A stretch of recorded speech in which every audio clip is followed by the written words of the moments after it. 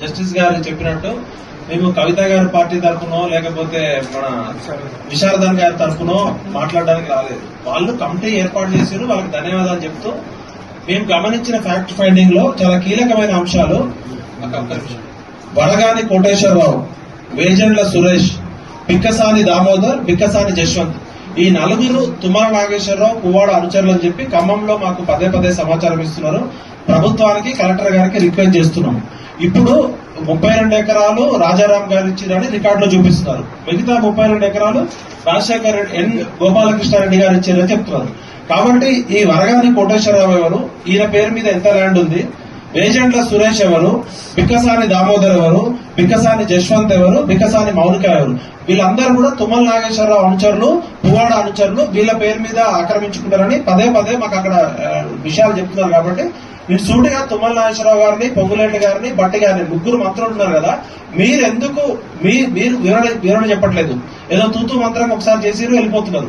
అక్కడ కలెక్టర్ గారు కూడా ఓపెన్ ప్రెస్ మీట్ పెట్టాలని చెప్తున్నాం. కలెక్టర్ గారు మాకు చెప్పిన విషయాలు, బయట జరుగుతున్న విషయాలు చాలా తేడా ఉన్నాయి. కాబట్టి యూట్యూబర్స్ కి, సోషల్ మీడియా వాళ్ళకు కూడా మీరు ఒక రికార్డు పట్టుకొని ఒక 147 సర్వే నెంబర్ లో ఒక సర్వే నెంబర్ లో ఎంత భూమి అయినా ఉండొచ్చు, పైన మాత్రం చెప్తున్నారు ఇది వినోబాబా అని, కింద పేర్లు చెప్పట్లేదు.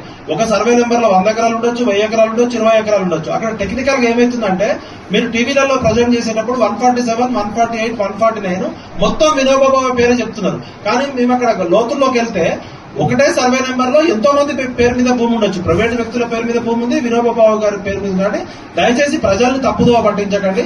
మీకేమన్నా నిజంగా క్లారిటీ కావాలంటే మా అడ్వకేట్ శ్రవణ్ గారు ఉన్నారు, నరేష్ గారు ఉన్నారు, జస్టిస్ గారు కూడా కలవండి. మీరు దుమ్మెత్తిపోయకండి. మేము ఎవరికి అమ్ముడు పోయే వ్యక్తులం కాదు, ఎవరు డబ్బా కొట్టడానికి రాలేదు. నిజాన్ని నిర్భయంగా చెప్పడానికి ఇక్కడ ఉన్నాము.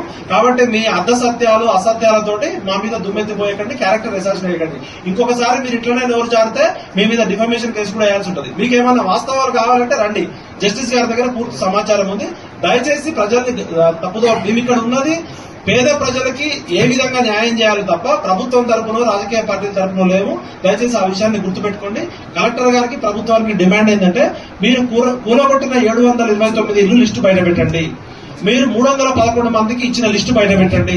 మిగతా 429 మందికి ఎందుకు ఇవ్వలేదో ఆ లిస్టు కూడా బయట పెట్టండి. అప్పుడు ప్రజల్లోనే తెలుస్తుంది. ఇక మిగతా విషయాలన్నీ కోర్టులో ఉన్నాయి కాబట్టి కోర్టులో తేల్చాల్సిన విషయాలు విధానపరమైన విషయాల మీద మాకు కూడా కొన్ని పరిమితులు ఉంటాయి. మేమేం ప్రభుత్వం కాదు, మేము ముఖ్యమంత్రులం కాదు. మేము ఏం జరిగింది బాధితుల పక్షాన న్యాయ పోరాటం చేయడానికి మా వంతుగా మేము సపోర్ట్ చేస్తున్నాం.